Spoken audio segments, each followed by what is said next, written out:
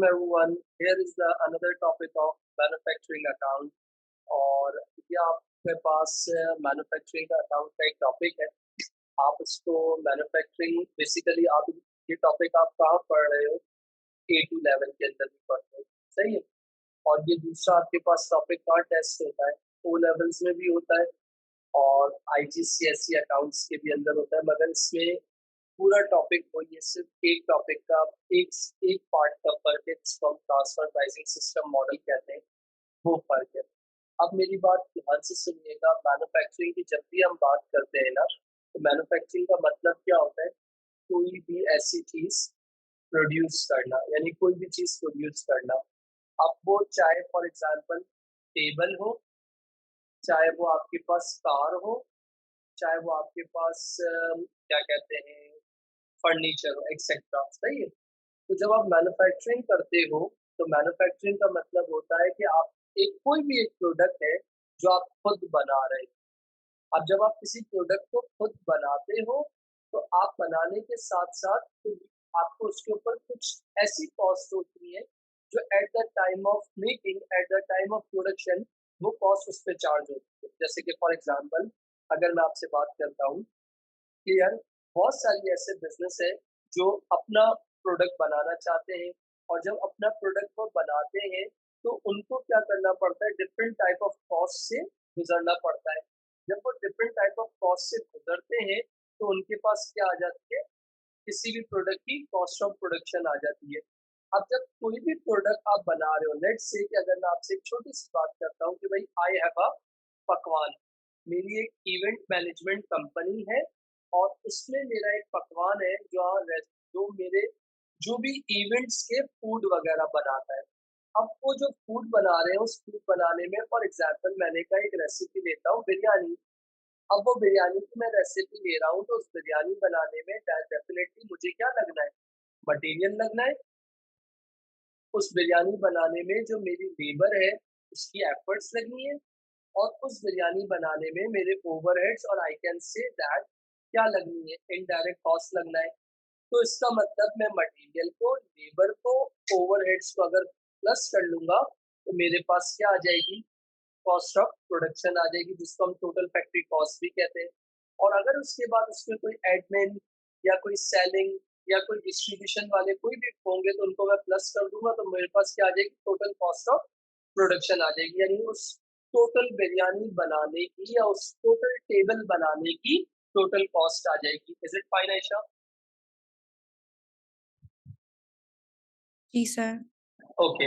उसके बाद अगर आप जब मैन्युफैक्चरिंग अकाउंट बनाते हो, तो मैन्युफैक्चरिंग अकाउंट बनाने से पहले आप क्या बनाते हो, प्रॉफिट एंड लॉस निकालते हो। देखो बेटा, प्रॉफिट एंड लॉस का दूसरा नाम क्या होता है, इनकम स्टेटमेंट, और तीसरा नाम क्या होता है, फाइनेंशियल स्टेटमेंट।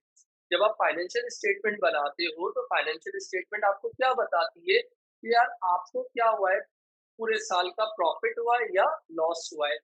मगर जब आप मैन्युफैक्चरिंग अकाउंट बनाते हो तो मैन्युफैक्चरिंग अकाउंट आपको ये बताता है कि जो आपने गुड्स, यानी जो आपने फॉर एग्जांपल टेबल या बिरयानी प्रोड्यूस की है उसकी टोटल कॉस्ट बताता है। Is it fine? जी अब आप सर। मैन्युफैक्चरिंग के बाद जब आप देखते हो तो आपके पास दो ही कंडीशन होती है, मेक करो या फिर आप क्या कर लो, बाय कर लो। जब आप मेक का फैसला तब करते हो तब आपके पास यानी उस प्रोडक्ट की कॉस्ट आपको क्या हो, फॉर एग्जांपल आपको लगता हो कि यार ये जो मैं बाय कर रहा हूँ, यानी बाय करने में मैं क्या पे करूंगा, परचेज प्राइस यानी परचेज कॉस्ट पे करूंगा। अगर मैं किसी प्रोडक्ट को परचेज कर रहा हूँ और परचेज करने के बाद बेचने में मुझे उस प्रोडक्ट को बेचने में मुझे नफा इतना हो रहा है, तो डेफिनेटली अगर मैं इसको खुद बनाऊंगा, खुद मेक करूंगा, तो डेफिनेटली मैं अपना नफा क्या है, अच्छा कमा सकता हूँ। तो आप क्या करते हो जब आप प्रॉफिट एंड लॉस बनाते हो मैन्युफैक्चरिंग बनाने से पहले, तो आप क्या करते हो, जो कॉस्ट ऑफ गुड मैन्युफैक्चर या जिसको आप कॉस्ट ऑफ प्रोडक्शन कहते हो, उसको कहाँ पर ट्रांसफर कर देते हो, प्रॉफिट एंड लॉस में ट्रांसफर कर देते हो। किसके अंडर में ट्रांसफर कर देते हो, कॉस्ट ऑफ सेल्स के एरिया में ट्रांसफर कर देते हो। और उसको किस नाम से रिप्लेस कर देते हो, परचेजेस। यानी आप क्या करते हो, अगर आप खुद नहीं बना रहे हो, तो आप खुद नहीं बना रहे हो तो आप क्या करोगे, डेफिनेटली आपने वो गुड्स परचेज किए और कॉस्ट ऑफ सेल्स में परचेजेस का नाम मेंशन कर दोगे। अगर आप वो खुद बना रहे हो और परचेज नहीं कर रहे हो, तो वो आप क्या वहां पर क्या ट्रांसफर कर दोगे, कॉस्ट ऑफ प्रोडक्शन ट्रांसफर कर दोगे। Is it fine? जी सर। फिर उसके बाद जब आप मैन्युफैक्चरिंग करते हो, तो मैन्युफैक्चरिंग करते वक़्त आपके पास 3 तरह की चीज़ें होती हैं, जो raw material, work in progress, जिसको वर्क इन प्रोसेस भी कहते हैं आपके पास, और इसके बाद आपके पास फिनिश्ड गुड्स भी होता है। देखिए रॉ मटेरियल क्या होता है, जो मेन कंपोनेंट होता है, यानी जो फिनिश्ड गुड्स यानी बिरयानी या टेबल बनने में जो फॉर एग्ज़ाम्पल मटेरियल इस्तेमाल हुआ है, वो रॉ मटेरियल कहलाता है। वर्क इन प्रोसेस मतलब जो बिरयानी या जो टेबल मेरा हाफ या पार्शियली बन चुका है, वो अभी प्रोसेस में है। And the third one is finished goods, जिसको हम क्या कहते हैं, रेडी टू मेक कहते हैं, एंड प्रोडक्ट कहते हैं। तो कोई भी ऐसा बिजनेस जब कोई प्रोडक्ट बनाता है, तो उसको बनाने में दो तरह की कॉस्ट को फेस करना पड़ता है। एक होती है डायरेक्ट और एक होती है इनडायरेक्ट।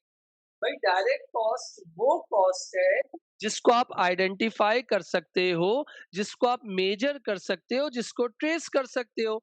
मैंने कहा कि भाई मैं एक टेबल है, या आई कैन से दैट जो बिरयानी है, उसको बनाने में मेरा मटेरियल, मेरा लेबर, मेरा डायरेक्ट एक्सपेंस कितना लगना है, जो मैं ट्रेस कर सकता हूँ, जो मैं आइडेंटिफाई कर सकता हूँ to the making of any product.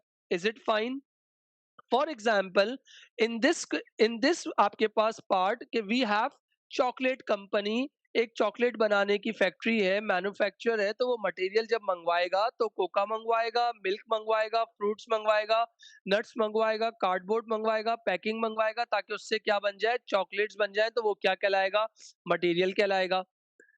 Production line worker मतलब उस मटेरियल को बनाने में, उस टेबल को बनाने में, उस चॉकलेट को बनाने में जो लोग इन्वॉल्व है, उनकी मेहनत इन्वॉल्व है, उनका टाइम इन्वॉल्व है, तो वो क्या कहलाएंगे, प्रोडक्शन लाइन वर्कर, जिसको हम लोग क्या कहते हैं, डायरेक्ट वेजेस, और I can say that direct labour, और जिसका तीसरा नाम क्या है, factory wages. Is it fine?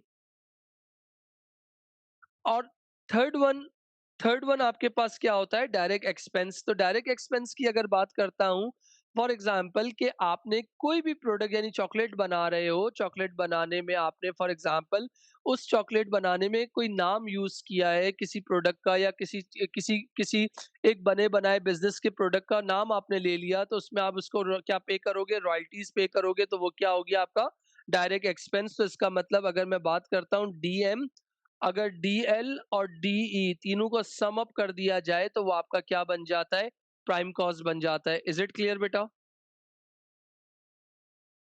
जी सर। उसके बाद अगर मैं इनडायरेक्ट कॉस्ट की बात करता हूं, तो वो कॉस्ट जिसको तुम ट्रेस नहीं कर सकते, वो कॉस्ट जिसको तुम मेजर नहीं कर सकते। अगर चॉकलेट बना रहा हूं, चॉकलेट बनाने के अंदर कितना इलेक्ट्रिसिटी लगा है, कितना रेंट लगा है, कितना इंश्योरेंस लगा है, कितना डेप्रिसिएशन लगा है, ये कोई भी शख्स या कोई भी इंसान नहीं बता सकता। तो ऐसी कॉस्ट को क्या कहते हैं, इनडायरेक्ट कॉस्ट। और इनडायरेक्ट कॉस्ट ट्रेस नहीं कर सकते। जब ट्रेस नहीं होगी, तो इसका मतलब जब डायरेक्ट और इनडायरेक्ट को मिलाया जाता है, तो आपके पास क्या आती है, टोटल फैक्ट्री कॉस्ट, जिसको हम कॉस्ट ऑफ प्रोडक्शन कहते हैं। तो इनडायरेक्ट कॉस्ट के बगैर कॉस्ट पूरी ही नहीं होती। तो आपने क्या कहा कि फॉर एग्जांपल इनडायरेक्ट मटेरियल क्या हो सकते हैं, फॉर एग्जांपल मैंने कहा क्लीनिंग मटेरियल, लुब्रिकेंट्स, जो भी मशीन के अंदर जो भी क्लीनिंग मटेरियल यूज हुआ है, लुब्रिकेंट हुआ है, तो कोई भी नहीं बता सकता कितना हुआ है, कितनी सफाई हुई है, कोई भी नहीं बता सकता। इसी तरीके से मैनेजर हो गए, सुपरवाइजर हो गए, मेंटेनेंस स्टाफ हो गया, एडमिन स्टाफ हो गया, तो ये इनकी सैलरी वगैरह आप नहीं बता सकते। ओवरहेड्स की अगर बात कर रहा हूँ, rent and rates, heat and light, depreciation, insurance, तो these are the step of manufacturing. अब आपके पास for example according to the manufacturing account we have two elements, one is direct and other one is indirect. तो सबसे पहले आपने क्या कर लिया, डायरेक्ट रॉ मटेरियल कंज्यूम की हेडिंग डाल दी, opening inventory of raw material, purchases of raw material, purchase return of raw material, carriage inward of raw material, closing inventory of raw material. तो पता लग गया कितना रॉ मटेरियल कंज्यूम हो गया है। अब समटाइम्स पेपर में आपके पास कैरेज इनवर्ट और रॉ परचेज रिटर्न की वैल्यू नहीं दी हुई होती, तो इसका मतलब आप ये दोनों स्टेप को इग्नोर कर देंगे, तो ओपनिंग हो जाएगा, परचेज हो जाएगा और क्लोजिंग होगा। अच्छा, समटाइम्स सिर्फ पेपर में ये लिखा होता है, कैरेज इनवर्ट मेंशन नहीं होता कि वो रॉ मटेरियल का है या फिनिश गुड्स का है, तो आपको ये बात को अंडरस्टूड है कि यार वो कौन सा होगा, क्या रॉ मटेरियल का होगा। फिर उसके बाद आपने नेक्स्ट स्टेप क्या देखना है, जब रॉ मटेरियल कंज्यूम निकाल लो, तो डायरेक्ट लेबर या फैक्ट्री वेजेस। तो इसका तीसरा नाम क्या है, डायरेक्ट लेबर या फैक्ट्री वेजेस, जिसको आप लोग क्या कहते हो, डायरेक्ट प्रोडक्शन वेजेस भी कहते हो। तो ये मल्टीपल नेम्स के थ्रू एग्जामिनर आपसे टेस्ट कर सकता है, तो आपको इस बात की अवेयरनेस होनी चाहिए। आपको इस बात का पता होना चाहिए कि भाई ये डिफरेंट नेम्स हैं। अगर नहीं होगा ये स्टेप तो इग्नोर कर दोगे। डायरेक्ट एक्सपेंस या रॉयल्टीज या आर्ट वर्क फॉर एग्जांपल, अगर ये होगा तो आप लिखोगे, नहीं होगा तो इग्नोर कर दोगे। तो इसका मतलब डीएम, डीएल और डी सम कर दोगे तो ये क्या हो जाएगा, प्राइम कॉस्ट भी कह लोगे इसको, सही है। अच्छा, इसके बाद आपके पास यहाँ पर देख लेना, प्राइम कॉस्ट के बाद क्या आता है, इनडायरेक्ट कॉस्ट। अगर इनडायरेक्ट कॉस्ट की बात कर रहा हूँ, तो इनडायरेक्ट कॉस्ट के अंदर ये जो मैंने लिखे हैं रैंडम, ऐसे ही नेम लिखे हैं, वैसे जो क्वेश्चन में होते हैं मोस्टली यही होते हैं, रेंट फैक्ट्री का, इंश्योरेंस फैक्ट्री का, ईट एंड लाइट फैक्ट्री का, indirect overhead, salary, wages, factory manager की डेप्रिसिएशन। तो मैंने कहा ये जितने भी होंगे इन सबको पहले कॉलम में लिख लूंगा, इनका टोटल करके सेकंड कॉलम पे लिख लूंगा। तो मैंने कहा प्राइम कॉस्ट और इनडायरेक्ट कॉस्ट को टोटल कर दूंगा। तो अकाउंट्स की जबान में, कैम्ब्रिज की जबान में, तो यूके क्वालिफिकेशन की ज़बान में हम उसको क्या कहते हैं, लेबल नहीं करते, वैसे इसको हम टोटल फैक्ट्री कॉस्ट भी कहते हैं। फिर उसके बाद देखेंगे add work in process opening, lace work in process closing. Work in process opening और क्लोजिंग का अगर डिफरेंस पॉजिटिव आ रहा है तो आप उसको टोटल फैक्ट्री कॉस्ट में ऐड कर दोगे, और अगर नेगेटिव आ रहा है तो आप उसको लेस कर दोगे। मगर अगर ओपनिंग और क्लोजिंग की जगह एग्जामिनर ने सिर्फ ये वर्ड लिखा है, increase in work in process, तो मेरे दोस्तों एग्जाम प्रेशर को टैकल करना होता है। Increase in work in process होगा तो अब याद रखना हमेशा माइनस कर दोगे, और अगर decrease in work in process होगा तो हमेशा क्या कर दोगे, ऐड कर दोगे। तो इसका मतलब आप इसको क्या कर दोगे, ऐड कर दोगे। तो और अगर ओपनिंग और क्लोजिंग होगा तो जाहिर सी बात है, अगर आपके पास डिफरेंस आप खुद निकाल सकते हो, अगर डिफरेंस इंक्रीज हुआ है तो आप क्या कर दोगे, माइनस, अगर डिफरेंस डिक्रीज हुआ है तो प्लस कर दोगे। और अगर ओपनिंग क्लोजिंग नहीं दिया होगा, डायरेक्ट आपको इंक्रीज और डिक्रीज का वर्ड होगा, तो मैं फिर बता रहा हूँ, अगर इंक्रीज होगा तो माइनस और डिक्रीज होगा तो प्लस। तो आपके पास क्या आ जाएगी, कॉस्ट ऑफ प्रोडक्शन आ जाएगी। ओ लेवल्स तक हम यही करते थे, यहाँ तक मैन्युफैक्चरिंग जब भी बनाना थे, जब ओ लेवल्स हो या आईजीसीएसई अकाउंट्स हो, तो हम यहाँ तक पढ़ते थे। बट ए टू लेवल के अंदर उसमें एक नई चीज आ गई है जिसको हम लोग क्या बोलते हैं, ट्रांसफर प्राइसिंग सिस्टम कहा जाता है। Is it clear? जी सर। अच्छा, कॉस्ट ऑफ प्रोडक्शन की बात कर रहा हूँ तो याद रखना ये जो मेरी कॉस्ट है, ये किसी एक यूनिट की नहीं है। ये जो मेरा टोटल टेबल बनाने का खर्चा या बिरयानी बनाने का खर्चा या चॉकलेट बनाने का खर्चा है, ये उसकी कॉस्ट है। अब मैंने कहा कि जब हम ओ लेवल्स की बात करते हैं तो मैन्युफैक्चरिंग करते हैं, तो मैन्युफैक्चरिंग को क्या कंसीडर करते हैं कि भाई ये क्या है, मैन्युफैक्चरिंग अकाउंट क्या है, कि ये हमेशा कॉस्ट सेंटर है। ये क्या करता है, क्या कॉस्ट सेंटर है, ये प्रोडक्ट की क्या करके दे देता है, हमें टोटल कॉस्ट निकाल के दे देता है। ऐसा ही होता है। फिर उसके बाद मगर ए टू लेवल के अंदर, ए लेवल्स में उन्होंने बोला कि अब इसको हम मैन्युफैक्चरिंग को कॉस्ट सेंटर नहीं कंसीडर करेंगे, हम इसको क्या करेंगे, प्रॉफिट सेंटर बना देंगे। कैसे प्रॉफिट सेंटर बना देंगे? तो मैंने कहा कि भाई जो कॉस्ट आई है, यानी total cost of production I है, उसमें हम क्या रखेंगे, एज अ मैन्युफैक्चरर हम अपना प्रॉफिट रखेंगे, और हम प्रॉफिट रख के कहाँ पर ट्रांसफर कर देंगे, इनकम स्टेटमेंट वालों को ट्रांसफर कर देंगे, यानी ऑफिस को ट्रांसफर कर देंगे। लेट्स से कि यार मैंने जो प्रोडक्ट बनाई है उसकी कॉस्ट 100% है। सवाल में फैक्ट्री प्रॉफिट परसेंटेज अगर कांस्टेंट है, बोला 20% है, तो इसका मतलब मेरा जो ट्रांसफर मैं करूंगा इनकम स्टेटमेंट, वो किस वैल्यू पे करूंगा, 120% पे करूंगा। इसका मतलब जो मेरा मैन्युफैक्चरिंग डिपार्टमेंट है, मैन्युफैक्चरिंग है यानी मेरी फैक्ट्री है, वो क्या कर रही है, 20% रख के ऑफिस वालों को ट्रांसफर कर रही है। तो इसका मतलब आज के बाद जो मैन्युफैक्चर है वो भी क्या है, वो कॉस्ट सेंटर नहीं रहा, वो भी प्रॉफिट सेंटर हो गया। उसने अपना 20% प्रॉफिट क्या कर लिया, अर्न कर लिया, कमा लिया। Is it fine? जी सर। अच्छा, आपके पास according to manufacturing we have 3 types of inventory. कौन-कौन सी होती है, रॉ मटेरियल, कौन-कौन सी होती है वर्क इन प्रोसेस, और कौन-कौन सी होती है फिनिश्ड गुड्स। तो मैंने कहा ये फॉर एग्जांपल ओपनिंग में भी होती है, और यही चीज़ क्लोजिंग में भी होती है। रॉ मटेरियल हो गया, वर्क इन प्रोसेस हो गया, और फिनिश्ड गुड्स हो गया। जो रॉ मटेरियल और वर्क इन प्रोसेस है ना, वो किसका पार्ट होता है, मैन्युफैक्चरिंग का। और वो लोग किसको ट्रांसफर कर देते हैं बना के, ऑफिस में ट्रांसफर कर देते हैं। जब ऑफिस वालों को ट्रांसफर कर देते हैं तो वो आगे जाके बात एक शुरू होगी, वो अभी मैं आपको बताता हूँ। जैसे कि for example, what is transfer pricing system. Transfer pricing system क्या होता है, देखिएगा, सुनिएगा। अगर मैं आपसे कह रहा हूँ एक मैन्युफैक्चरिंग बिजनेस है, वो फैक्ट्री चला रहा है और वो पहली मर्तबा कोई गुड्स या कोई गुड्स मैन्युफैक्चर कर रहा है, तो इसका मतलब वो ऑफिस को क्या करेगा, उस गुड्स को ट्रांसफर करेगा, एक्सटर्नली ट्रांसफर करेगा। तो उस प्रोसेस को जैसे कोई गुड्स बना लिए, गुड्स बनाने के बाद डायरेक्ट वो ऑफिस में बेच देते हैं, तो हम क्या बोलते हैं कि भाई हम लोगों ने क्या कर दिया, खुद बनाया, फैक्ट्री ने बना के ऑफिस वालों को दे दिया। उस मेथड को कहते हैं इंटरनल ट्रांसफर। और उससे मैन्युफैक्चरिंग यानी फैक्ट्री ने कोई पैसा नहीं कमाया। तो जब पैसा नहीं कमाया आप लोगों ने, तो भाई यहाँ पर लोग कहते हैं कि हर डिपार्टमेंट की अपनी एक इज्जत है, हर डिपार्टमेंट का अपना एक वकार है।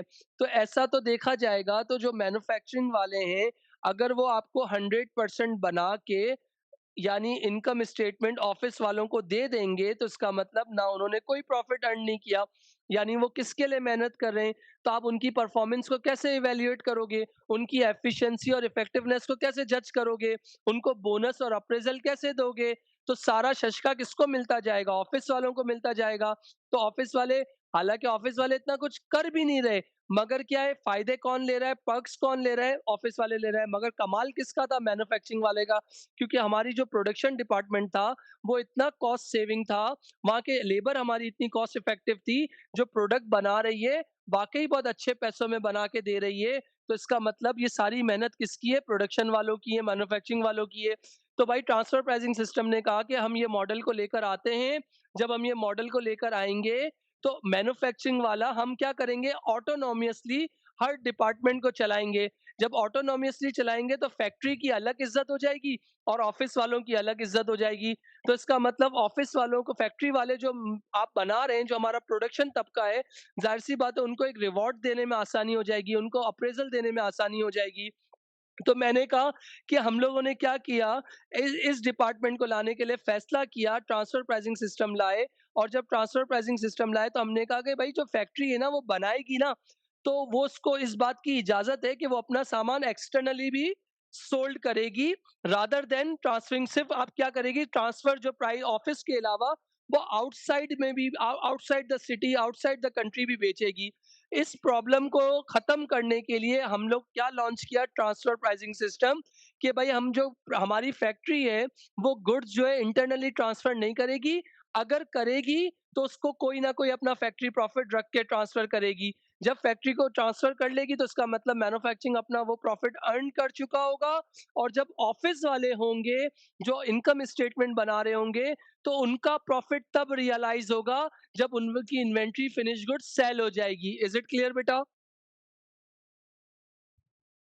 जी सर। अब बेनिफिट्स क्या होंगे आपके पास, what are the benefits of, देखो बेटा, परफॉर्मेंस मेजरमेंट बिकम ईजियर हो जाएगा। आप अपनी फैक्ट्री की और ऑफिस की परफॉर्मेंस को कंपेयर कर लोगे। आप इंसेंटिव देने में, जो एक बंदा एफिशिएंट है, इफ कॉस्ट इफेक्टिव है, लोग हैं उनको आप क्या करोगे, डिफरेंशिएट कर लोगे कि नहीं यार, हमें ये, हमारे जो वर्कर लोग हैं ये बड़ा मेहनती है, हमारी फैक्ट्री हमें अच्छा बना के दे रही है। फैक्ट्री को हम क्या कंसीडर कर लेंगे, कॉस्ट सेंटर नहीं, प्रॉफिट सेंटर कंसीडर कर लेंगे। और इसका मतलब क्या होगा, जो हम लोग इस चीज़ को क्या देंगे कि हर डिपार्टमेंट जो है अपना अपनी अकाउंटिंग का रिस्पॉन्सिबल है। मैं आपको इस बात को इस तरह समझाता हूँ कि भाई मुझे कुकिंग का शौक है, मैं बिरयानी बनाता हूँ। अब बिरयानी बनाऊँगा ना, तो मुझे मालूम है बिरयानी 2 चावलों में बनेगी, सेला में बनेगी और बासमती में बनेगी, पूरी दुनिया में मैं बात कर रहा हूँ। तो जब मैं बनाऊँगा, तो बिरयानी मुझे किसकी बनानी है, बीफ की बनानी है, चिकन की बनानी है या मटन की बनानी है। तो मैं सबसे पहले रॉ मटेरियल लाऊँगा। अब रॉ मटेरियल लाऊँगा, तो मेरे पास पहले देखूँगा फ्रीज़र में कितना कितना मैं बना रहा हूँ मटन की बिरयानी, तो मेरे पास कितना मटन पड़ा हुआ है। तो मैं मेरी फॉर एग्ज़ाम्पल मेरे लोग कहेंगे कि यार हमें इतना गोश्त, इतना मटन परचेज़ करना है, परचेज़ कर लूँगा। अब जब परचेज़ करने जाऊँगा, तो उसपे किराया दूँगा, तो मटन कुछ डिफेक्टेड आएगा तो उसको वापस कर दूँगा, तो इसका मतलब रॉ मटेरियल कंज़्यूम आ गया।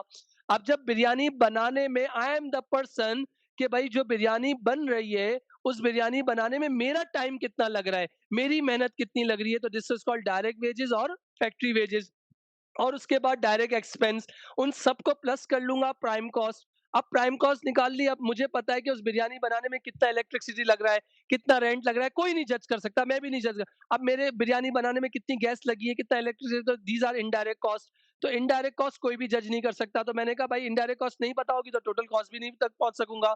जब टोटल कॉस्ट तक नहीं पहुँच सकूँगा तो इसका मतलब अगर मैं एफिशिएंट हूँ, मैं एज़ अ लेबर एफिशिएंट हूँ, तो इसका मतलब मैं बिरयानी बनाऊँगा मगर कम चावल में बनाऊँगा, मगर अच्छा बनाऊँगा, क्वालिटी वाला बनाऊँगा। तो डेफ़िनेटली मैं क्या करूँगा कि मैं अपनी कॉस्ट को जितनी कम रखूँगा, तो उससे मेरा प्रॉफ़िट क्या होगा, उतना ज़्यादा होगा।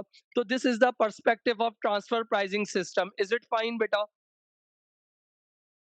अब जब ट्रांसफर प्राइसिंग जी सिस्टम की सर। बात कर अब ट्रांसफर प्राइसिंग सिस्टम की बात करता हूँ, तो यहाँ पर देख लेना कि मेरे पास 2 तरह की इन्वेंटरी है। एक फिनिश्ड गुड्स है और एक एक क्लोजिंग इन्वेंटरी है। तो जब मैं फिनिश्ड गुड्स की बात करता हूँ, तो मैंने कहा कि भाई जो रॉ मटेरियल था, वो मेरा वर्क इन प्रोसेस हुआ, वर्क इन प्रोसेस के बाद फिनिश्ड गुड्स हो गया। अब भाई फिनिश्ड गुड्स 2 तरह का होगा, एक ओपनिंग होगा और एक क्लोजिंग होगा। तो आपके पास फिनिश गुड्स कॉस्ट पे होता है, ओपनिंग भी और क्लोजिंग भी कॉस्ट पे होगा। अगर लिखा हुआ है पेपर में कि वो कॉस्ट पे दिया हुआ है, तो आप मल्टीप्लाई बाय फैक्ट्री प्रॉफिट कर लोगे, तो आपके पास प्रॉफिट की अमाउंट आ जाएगी। तो वो ओपनिंग प्रॉफिट हो जाएगा और ये क्लोजिंग प्रॉफिट हो जाएगा। तो दोनों को प्लस कर लेंगे तो वो क्या होगा? ट्रांसफर वैल्यू, ट्रांसफर प्राइस हो जाएगा। Opening transfer price of finish goods, closing transfer price of finish goods.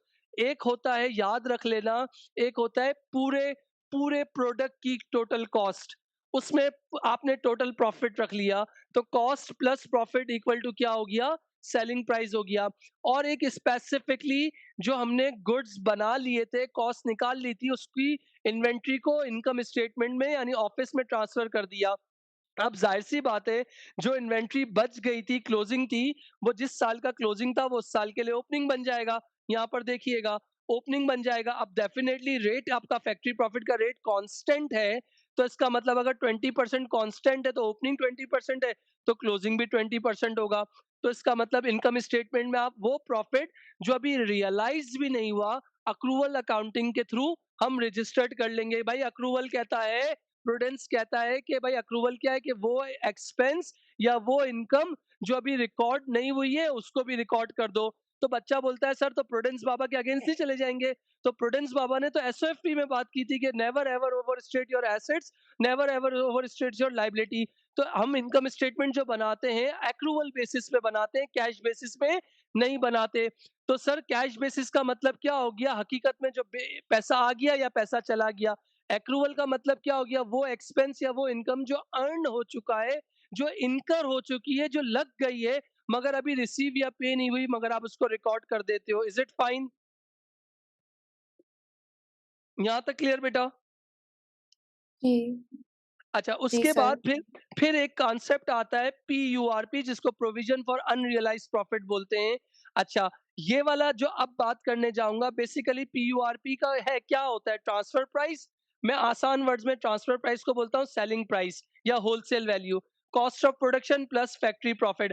देखो भाई मेरी बात सुनना, ये आपके पास कॉस्ट ऑफ प्रोडक्शन मतलब एक स्पेसिफिक बात हो रही होगी तो ओपनिंग की बात हो रही होगी तो cost plus profit equal to transfer price.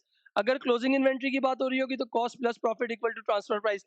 अगर टोटल कॉस्ट ऑफ प्रोडक्शन की बात हो रही होगी तो cost of production plus factory profit equal to transfer price. Is it fine? तो जब आप बिजनेस है, सुनना भाई, मैन्युफैक्चरर जो होता है ना, मैन्युफैक्चरर वो उसने अपना काम कर दिया, कॉस्ट निकाल दी, फैक्ट्री का प्रॉफिट रख के ट्रांसफर कर दिया। अब ये ऑफिस वालों की जिम्मेदारी है कि उस प्रोडक्ट को बेचने में क्या-क्या काम करते हैं, कितनी मार्केटिंग करते हैं, कितना फॉर एग्जांपल मार्केट सेगमेंटेशन करते हैं या कितनी मार्केट कितनी किस तरीके से किस हैंड तक मार्केटिंग करते हैं। जैसे फॉर एग्जांपल मैं आपको उसकी बात करता हूँ, जिद्दा वालों की बात करता हूँ, अलमराई प्रोडक्ट है आपका। जिस तरह पाकिस्तान के अंदर बात करता हूँ, नेस्ले की योगर्ट आती है। मगर जितने भी केएसए और दुबई साइड पे चले जाओ, स्पेशली केएसए की तरफ चले जाओ, वहाँ अलमराई की योगर्ट, अलमराई की दही, अलमराई का लब्बन, अलमराई का मिल्क सब चल रहा होता है। लोगों की पहली प्रेफ़रेंस होती है हम अपने घर में अलमराई लेकर जाएँगे क्योंकि वो क्वालिटी दे रहा है और थोड़ा-सा उसका यानी कॉस्ट ज़्यादा होती है। अब ज़ाहिर-सी बात है, कॉस्ट जिस प्रोडक्ट की कॉस्ट ज़्यादा है, तो डेफ़िनेटली वो प्रोडक्ट डेफ़िनेटली अच्छा होगा इस्तेमाल के, लोगों की प्रेफ़रेंस यही होती है। तो उन्होंने कहा कि भई अब जब मैंने बना दिया है, बना के मैं ऑफिस को दे रहा हूँ, तो ऑफिस में अब मेरे पास 2 तरह की इन्वेंट्री है, opening inventory of finished goods, closing inventory of finished goods. जो रात का बचा हुआ था वो ओपनिंग हो गया, अब जो ईयर एंड पे जो बच गया है, जो अनसोल्ड है मगर जिसका प्रॉफिट हम मैन्युफैक्चरिंग के थ्रू रिपोर्ट कर चुके हैं कि 20% है, तो इसका मतलब वो तो हम रिकॉर्ड कर चुके हैं। तो वहाँ पर एक कॉन्सेप्ट आता है जिसको हम लोग क्या बोलते हैं, प्रोविजन फॉर अनरियलाइज्ड प्रॉफिट। वो प्रॉफिट जो अभी रियलाइज़ नहीं हुआ, वो प्रॉफिट जो हमें मिला नहीं है।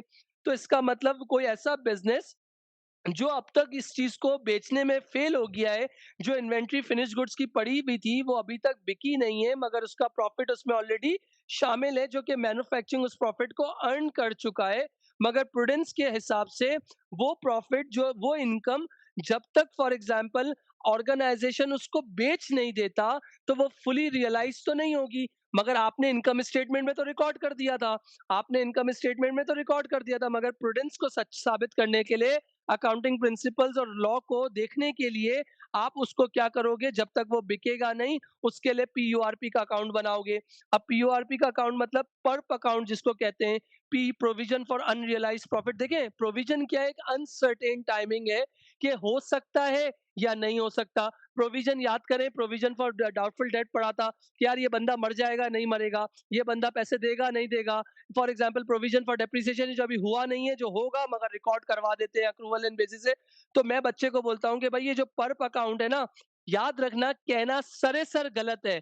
जो अब बात बोल रहा हूँ मैं बच्चे को सिर्फ मेमोराइजेशन करने के लिए मैं कहता हूँ कि provision account is just like an PU PFDD account.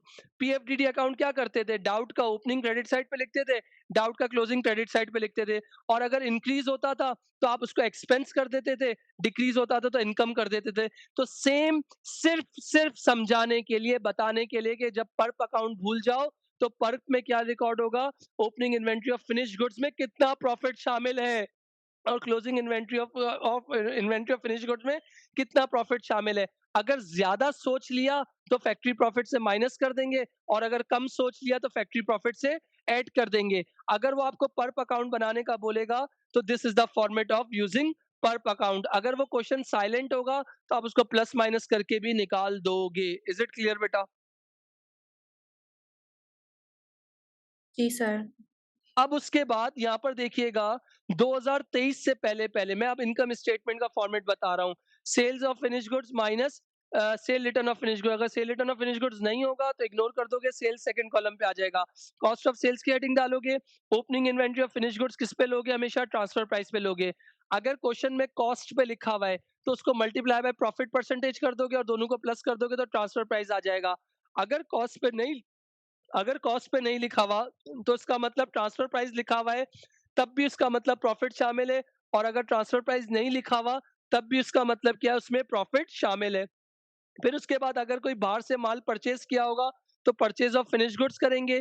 फिर उसके बाद ऐड क्या कर देंगे, transfer value of good manufacture कर देंगे, जो हमने कॉस्ट ऑफ प्रोडक्शन में बना के प्रॉफिट रख के ट्रांसफर किया था। और फिर closing inventory of finish goods कर देंगे, इन सबको प्लस माइनस करेंगे, कॉस्ट ऑफ सेल्स आ जाएगा। सेल्स में से कॉस्ट ऑफ सेल्स माइनस करेंगे, ग्रॉस प्रॉफिट आ जाएगा। भाई अब ग्रॉस प्रॉफिट के बाद 2023 के बाद एग्जामिनर ने फैक्ट्री प्रॉफिट को ग्रॉस प्रॉफिट के बाद एडजस्ट किया है। तो ग्रॉस प्रॉफिट में आप क्या करेंगे, ऐड क्या कर देंगे, फैक्ट्री प्रॉफिट जो मैन्युफैक्चरिंग ने क्या किया था, कमा लिया था। फिर उसमें चेक करेंगे ऐड या लेस, अगर डिक्रीज होगा तो पीआरपी फैक्ट्री प्रॉफिट में ऐड कर देंगे, इंक्रीज होगा तो फैक्ट्री प्रॉफिट से माइनस कर देंगे। तो आपका जो भी डिफरेंस आएगा वो आप ग्रॉस प्रॉफिट में यानी फैक्ट्री प्रॉफिट को ऐड कर देंगे। फिर उसके बाद ऐड अदर इनकम्स करेंगे, लेस एक्सपेंसेस करेंगे, तो overall profit for the year और लॉस फॉर द ईयर आ जाएगा। This is the concept of manufacturing income statement. Is it fine? जी सर। अच्छा मेरा बेटा, अब जो मैं बात बोल रहा हूँ, मैंने आपसे कहा कि फॉर एग्जांपल जब हम एसओएफपी बनाएंगे तो ओ लेवल्स की एसओएफपी में हम सबसे पहले क्या कर, चाहे ओ लेवल्स मैन्युफैक्चरिंग हो, पार्टनरशिप हो, सोल ट्रेडर हो, जितने फाइनल अकाउंट्स हो, सबसे पहले क्या आता है, एसेट्स यानी नॉन करंट एसेट्स आते हैं, फिर करंट एसेट्स आते हैं, दोनों को प्लस कर लेते हैं स्पेशली फॉर सोल ट्रेडर। तो दोनों को प्लस करने के बाद क्या आ जाता है, टोटल एसेट्स आ जाते हैं। फिर इसके बाद इक्विटी एंड लायबिलिटीज की हेडिंग डाल के opening capital, plus profit minus drawing, plus profit minus loss और माइनस ड्राइंग तो क्लोजिंग कैपिटल आ जाता है। फिर वही नॉन करंट लायबिलिटी लिखते हैं और फिर करंट लायबिलिटी लिखते हैं। देखिए भाई, एग्जामिनर के 25 मार्क के क्वेश्चन में ऐसा नहीं है कि वो पूरा मैन्युफैक्चरिंग देगा, पूरा इनकम स्टेटमेंट देगा, पूरा एसओएफपी देगा, नहीं। अगर मैन्युफैक्चरिंग दे रहा है, इनकम स्टेटमेंट दे रहा है, तो करंट एसेट्स का एक्सट्रैक्ट दे देगा, यानी एसओएफपी का एक्सट्रैक्ट दे देगा। तो मैन्युफैक्चरिंग का में क्या फर्क होता है एसओएफपी बनाने में? तो इन्वेंट्री आ जाती है रॉ मटेरियल की क्लोजिंग, इन्वेंट्री आ जाती है वर्क इन प्रोसेस की क्लोजिंग, इन्वेंट्री आ जाती है कौन सी वाली? फिनिश्ड गुड्स, जिसमें प्रॉफिट शामिल होता है, उसमें से प्रॉफिट यानी पीयूआरपी को एक्सक्लूड कर देते हैं तो हम कॉस्ट पे आ जाते हैं। तो this is the extract of SOFP. Is it fine? जी सर। अब इसके बाद इन्वेंट्रीज मैं आपको बता चुका था। अब जो बात बताने जा रहा हूँ, बड़ी बड़ी कैलकुलेटेड बात बोलने जा रहा हूँ। भाई इन्वेंट्री जो जो थी रॉ मटेरियल है, वर्क इन प्रोसेस है, फिनिश गुड्स है। तो opening inventory, finish goods, transfer price, closing inventory, finish good, transfer price. अगर ट्रांसफर प्राइस लिखा है तब भी प्रॉफिट इंक्लूड है, नहीं लिखा तब भी प्रॉफिट इंक्लूड है। तो opening inventory, finish good, cost cost, profit profit, तो क्या आ गया? ट्रांसफर प्राइस आ गया। समटाइम्स ये मैंने एक बनाया हुआ शॉर्टकट है कि भाई आपके पास अगर जिसको मैथ्स नहीं आती, तो मैं बोलता हूँ पीयूआरपी यानी ओपनिंग पीयूआरपी, ओपनिंग पीयूआरपी, क्लोजिंग पीयूआरपी निकालना है। तो यानी total cost of production divided by transfer value of good manufacture multiply by finish goods opening transfer price, तो उससे ओपनिंग पर्प आ जाएगा। इसी तरह सेम फॉर्मूला होगा, सिर्फ मल्टीप्लाई किससे कर लेंगे? क्लोजिंग ट्रांसफर प्राइस से, तो क्लोजिंग पर्प आ जाएगा। या फिर हमें एक बचपन से चीज सिखाई जाती है कि जो भी प्रोडक्ट बना रहे हैं वो हमेशा 100% है, अजम्पशन है। उस पे प्रॉफिट अगर गिवन है, लेट्स से कि प्रॉफिट 20% गिवन है, तो इसका मतलब जो मेरी ट्रांसफर प्राइस होगी वो कितनी हो जाएगी? 120%। Is it fine? यहाँ तक जी क्लियर बेटा? सर। यहाँ जी। तक कोई मसला मुझे बताओ। अब जैसे नहीं फॉर सर। एग्जाम्पल एक मिनट रुकिए, एक minute रुकिएगा।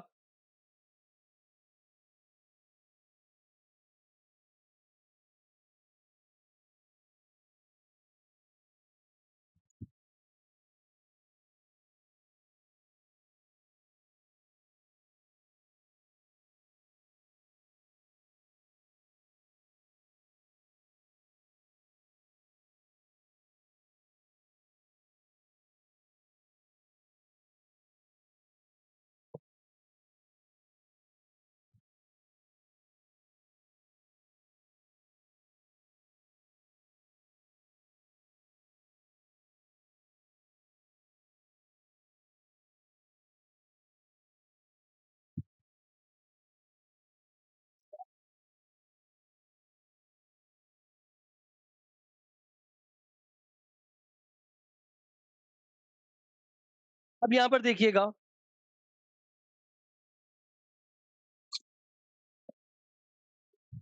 Treatment of factory profit. जो फैक्ट्री प्रॉफिट है, ये वर्क एग्जांपल मैं आपके साथ शेयर कर रहा हूँ कि किस तरीके से फैक्ट्री प्रॉफिट की ट्रीटमेंट होती है। इधर देखिएगा,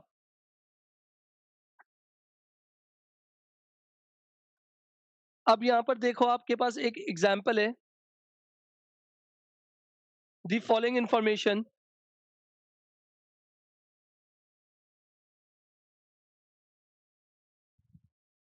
इज प्रोवाइडेड बाय मैब मैन्युफैक्चरिंग बिजनेस।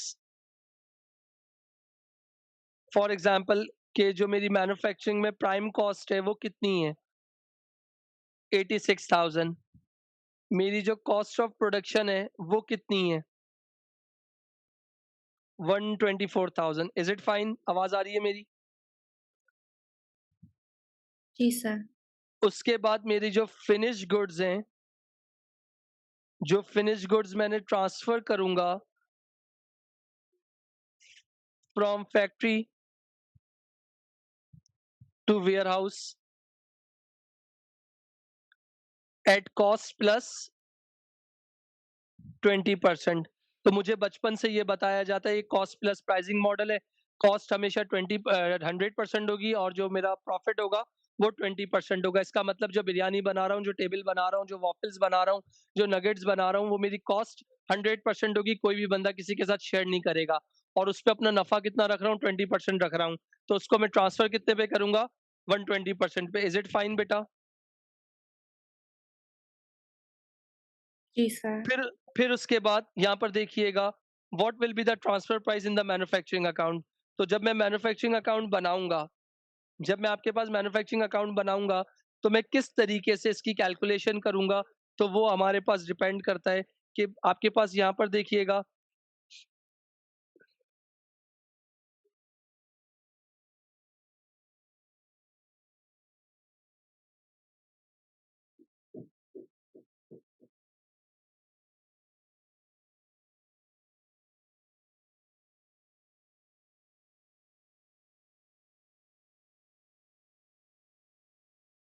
अब लेट से ये देखिएगा, आपकी प्राइम कॉस्ट कितनी है, कॉस्ट ऑफ प्रोडक्शन कितनी आ गई?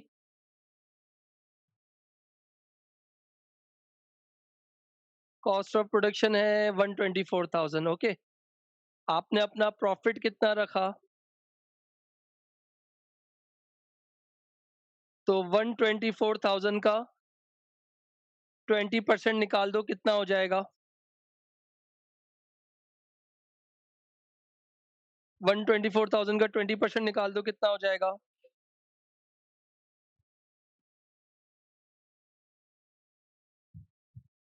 हेलो? जी सर, 29,760। सर नहीं, 29,700। एक सेकंड। नहीं सर, नहीं सर। 124,000 मल्टीप्लाई बाय 24,000 सर, 20 24,800 बनेगा। 24,800 बनेगा। तो इसका मतलब ये क्या हो जाएगा? Transfer value of goods manufactured. कितना, इन दोनों को प्लस कर दो, 120 120 140 144 144 148 800, ऐसा बन रहा है, चेक करो। जी सर। जी। सही है। अब इसके बाद ये तो हमें क्या बोला हुआ था कि हमने क्या निकाल दिया कि what will be the transfer price in manufacturing account. जब मैन्युफैक्चरिंग अकाउंट की जो ट्रांसफर प्राइस है वो कितनी है? 148,800 है। Is it clear? जी सर। अब इसके बाद अगर मैं आपसे बात करता हूँ, सुनिएगा प्लीज। अब जो ट्रीटमेंट किसकी करूंगा? Treatment of factory profit and PURP account. तो पीयूआरपी अकाउंट किसके लिए बनाया जाता है? ओपनिंग एंड क्लोजिंग किसका? फिनिश गुड्स का। ऐसा ही है? जी जी बेटा। सर। अच्छा, अगर आपके पास फॉर एग्जांपल, अगर आपका प्रोविजन इंक्रीज हो रहा है पीयूआरपी, तो वो आपके लिए क्या है? एक्सपेंस है बिजनेस का। और उसको आप अपने पास क्या करोगे? इनकम स्टेटमेंट को डेबिट कर दोगे और पीयूआरपी को क्या कर दोगे? क्रेडिट कर दोगे। और अगर फॉर एग्जांपल ये आपका डिक्रीज होता है, तो डिक्रीज पीयूआरपी है, तो इसको क्या करोगे? तो ये आपके बिजनेस के लिए क्या है? इनकम। और आप उसको क्या करोगे? पीयूआरपी को क्या करोगे? डेबिट। और इनकम स्टेटमेंट को क्रेडिट। Is it fine? जी सर। तो अब आपके पास जब आप वो बनाओगे, फॉर एग्जांपल आपके पास पीयूआरपी का अकाउंट, लेट्स से कि मैं आपके पास दो सिनेरियो रखता हूं, सुनिएगा। Here is a PURP account, here is a PURP account. तो ये मेरा क्या हो गया? PURP account. और ये मेरा क्या हो गया? PURP account. वैल्यूज मैं अपनी मर्जी से लिख रहा हूं। मैंने कहा 2024 Jan 1 बैलेंस ब्रॉट डाउन कितना है? 10,000। और यहां लिख दिया December 31 बैलेंस कैरिड डाउन 12,000। तो इसका मतलब मेरा साल के शुरू में जो ओपनिंग इन्वेंट्री और फिनिश गुड्स का प्रॉफिट 10 था, क्लोजिंग कितना था? 12,000। तो मेरा क्या हो गया? प्रोविजन इंक्रीज हो गया। तो जब इंक्रीज होता है तो वो मेरे बिजनेस के लिए क्या हो जाएगा? एक्सपेंस। तो मैंने यहाँ पर क्या लिख दिया? December 31 इनकम स्टेटमेंट इंक्रीज कितने से? 2,000 से। तो जब ये 2000 से इंक्रीज हो रहा है, तो लेट्स से कि मेरा ऊपर मैंने फैक्ट्री प्रॉफिट कितना रखा था, 24,800। तो मेरा इंक्रीज हुआ है, तो मैंने क्या कर दिया है, इंक्रीज इन पीयूआरपी, तो फैक्ट्री प्रॉफिट में से 2000 माइनस कर दिए, तो कितना हो गया 22,800। तो ये ग्रॉस प्रॉफिट में क्या हो जाएगा, ऐड हो जाएगा। क्लियर? जी सर। अच्छा बेटा, उसके बाद ये दूसरे एग्जाम्पल को सेम चेंज करता हूँ, सिर्फ वैल्यूज चेंज कर रहा हूँ बच्चा। तो मैंने कहा ये हो गया 2024, यहाँ लिख दिया Jain first, balance brought down, balance brought down कितना हो गया 12,000, और बैलेंस कैरी डाउन कितना हो गया 10,000 बेटा। तो इसका मतलब साल के शुरू में जो मेरा प्रॉफिट था पीयूआरपी 12,000 और क्लोजिंग कितना हो गया 10,000। तो इसका मतलब मेरा क्या हो गया, डिक्रीज हो गया। तो इनकम स्टेटमेंट डिक्रीज, गलती से भी आई स्लैश मत लिखना, नंबर कट जाएंगे, नेगेटिव मार्क हो जाएगा रॉन्ग लेवल की वजह से। तो जब डिक्रीज होगा तो यहाँ पर क्या करोगे, अभी इंक्रीज हुआ था तो क्या किया था, फैक्ट्री प्रॉफिट से माइनस किया था। अगर डिक्रीज होगा तो यहाँ पर क्या कर दोगे, ऐड कर दोगे। तो अब आपके पास क्या हो जाएगा, 26,800 हो जाएगा। Is it fine? और वो ग्रॉस प्रॉफिट में उसको जी ऐड सर। कर दोगे। क्लियर? अच्छा, अब ये जो जी। ओपनिंग और क्लोजिंग जो निकलेगा ना मेरा बेटा, वो किस तरह निकलेगा, याद रख लेना, इस बात को ज़हन नशीं कर लेना कि जो फिनिश गुड्स, अब फिनिश गुड्स या तो ओपनिंग या दूसरा क्या होगा, फिनिश गुड्स क्लोजिंग। तो आपको क्या होगा, ओपनिंग और क्लोजिंग का क्या निकालना पड़ेगा, तो आपको प्रॉफिट निकालना पड़ेगा। अगर अगर एक और सिनेरियो, अगर पेपर में फैक्ट्री प्रॉफिट की परसेंटेज नहीं गिवन, अगर पेपर में फैक्ट्री प्रॉफिट की परसेंटेज नहीं गिवन, तो आप क्या करोगे, if factory profit percentage not given in the question, तो आपने क्या करना है, याद रखना, एक मेजर फॉर्मूला होता है क्या, फैक्ट्री प्रॉफिट यानी प्रॉफिट, मैन्युफैक्चरिंग जबान में फैक्ट्री प्रॉफिट वरना कॉमन जबान में profit, divided by cost multiply by 100।